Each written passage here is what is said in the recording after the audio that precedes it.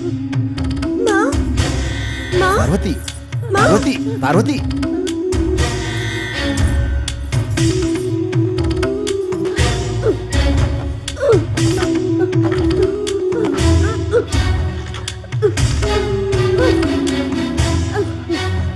पार्वती, ये क्या? देखो, देखो, देखो, देखो, ये सब मेरे बेटे सोम ने लाकर नहीं दिया है। मेरे पति की कमाई है, मेरे पति की कमाई। और चुप रहिए। मेरे पति चुप है सोचकर जो मुंह में आया वो बोले जा रहे हो।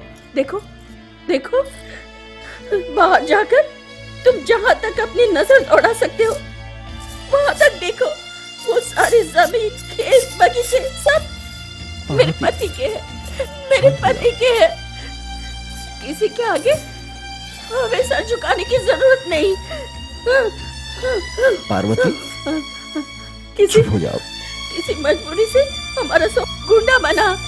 ये देखो, ये देखो, क्या कर रही हो तुम? हमारे पास पैसों की कमी नहीं है। ये देखो, पैसों की कमी नहीं है हमारे पास।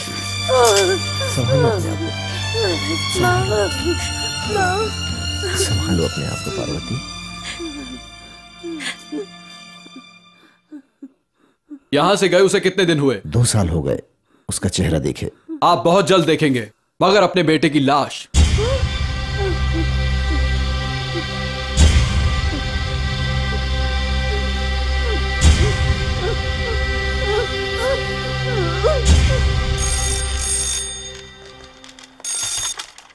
हेलो सर, राणा आपके कहने के मुताबिक काम कर दिया है सर। तुमने अपना काम कर दिया है, इस बात का सबूत यहां बज रहा है। राणे, फोन रखो।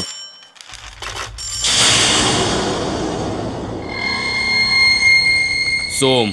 जानता हूं, बोल। ओ, मैं फोन करूं इसलिए इतना सब किया? एक छोटा सा खेल खेला बस। गलती की सर। उस दिन आपकी इज्जत रखने के लिए मैं वहां खामोश रहा। मेरे सब्र का इम्तिहान लेकर आप मुझे उकसाने की कोशिश कर रहे हैं। फोन पे है, वरना ठोक देता। कायरों की तरफ फोन पे क्या धमकी देता है?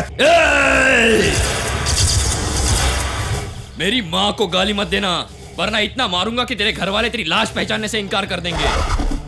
ए अशोक कुमार, इस सोम से मिलना है तो बोल, सीधा तेरे पास आ जाऊंगा। मेरे हाथों से मरने का शौक है तो बता दे, आसान मौत मारूंगा। बजाय इसके मेरे साथ फालतू के खेल खेल रहा है तू।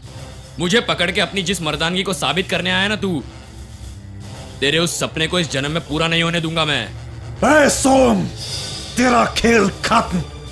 You are finished। ये तेरी गलत फहमी है। ये खेल खत्म नहीं, मैंने शुरू कर दिया है, और इस खेल में हार तुम्हारी ही होगी।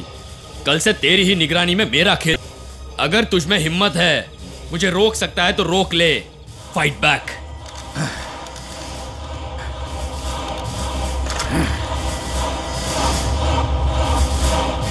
इसकी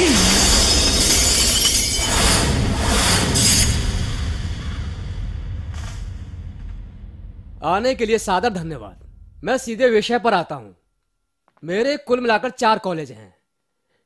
कोल्हापुर में 1 मेडिकल कॉलेज और मुंबई में 3 इंजीनियरिंग कॉलेज। उस कॉलेज में एक एडमिशन का 10,000 रुपए था, लेकिन वहाँ जाने पर पता चला एडमिशन फीस 2 लाख से 2.5 लाख रुपए थी। एक एक सीट के पीछे 25,000 रुपए कमीशन देता था मैं उसे।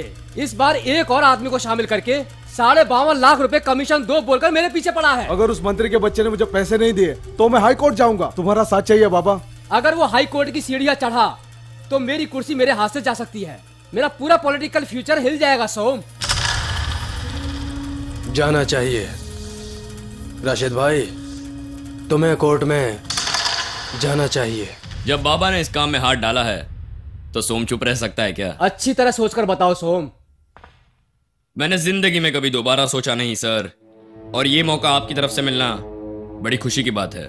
परसों वैसे भी मैंने अशोक कुमार को एक बात कही थी, बहुत जोरों शोरों से ये सोम दंगा फसाद करेगा, पर इस तरह हाईकोर्ट के पास आपके खिलाफ खड़े हुए आदमी को मारने का मौका मिल रहा है, ये जानकर मुझे सच में डबल खुशी हो रही है। यहाँ आपको लाशों की बू नहीं आ रही है क्या? लाशों की बू आ रही है? सीट न मिलने के कारण आत्महत्या किए हुए स्टूडेंट्स की लाशों की या बू आ रही है मंत्री साहब? विद्या की अहमियत ना मानने वाले स्टूडेंट्स अपना भविष्य बर्बाद करते हैं। मन लगाकर पढ़ने वाले स्टूडेंट्स को मौका नहीं मिलता, उनका भविष्य तुम जैसे भ्रष्ट नेता बर्बाद करते हैं। हजारों सीट्स तुम जैसे मंत्री करोड़ों रुपए में बेचते हैं ना, मरने के बाद तुम्हें जन्नत नसीब होगी क्या? गरीबी में रहने वाले, स्कॉलरशिप के भरोसे रहने वाले, हैंडीकैप स्टूडेंट्स, वो सब क्या करेंगे? इतने पैसे कहां से लाएंगे? सोम, काम करने का बात छोड़। तुम स्टूडेंट्स की तकलीफ को नहीं समझोगे शिवा। तुमने गुंडों के बीच दिन गुजारे हैं और मैंने स्टूडेंट्स के बीच दिन गुजारे हैं। मंत्री जी, तुम्हारा काम करने से हमें क्या मिलेगा? मैं तुम्हारी केस की फाइलों को बिल्कुल बंद करवा दूंगा सोम। फाइलों में लिखी चीजों को मिटाया जा सकता है, लेकिन यहां जो लिखा है वो उन फाइलों के होने से ही इस सोम के नाम का डर, दहशत जिंदा है। मंत्री जी, मुझे सीट्स चाहिए। 4 कॉलेजों से 25-25 सीट्स मतलब 100 सीटें मुझे देनी होंगी। फिर चाहे वो सीटें मैं गरीबों को दूं, स्कॉलरशिप स्टूडेंट्स को दूं या हैंडीकैप स्टूडेंट्स को दूं, इससे तुम्हें कोई मतलब नहीं। बस तुम्हें मेरे नाम से तुम्हारे हर एक कॉलेज में सीट्स देनी होंगी। मंजूर है? ठीक है सोम।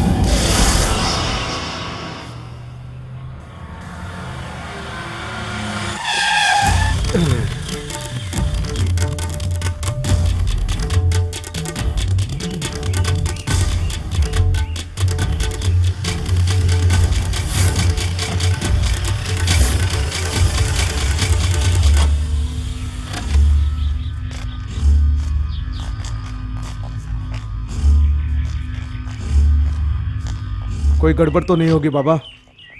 कोर्ट में चारों तरफ मेरे आदमी खड़े हैं। ठीक है, सब संभाल लेना बाबा। तुम जाओ राशिद। ठीक है।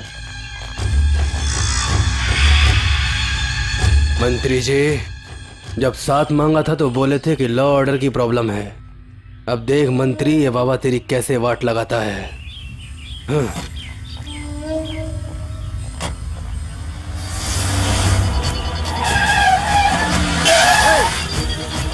ये बीच में कहाँ गाड़ी फंसाता है? हट, पीछे ले।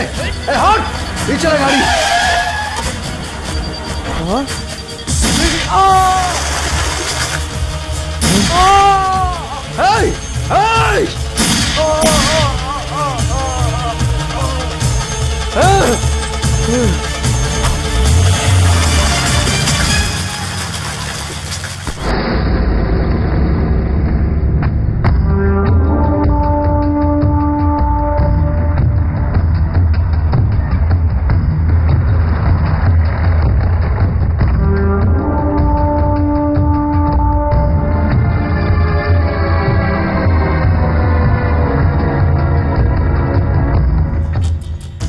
क्या हुआ अशोक?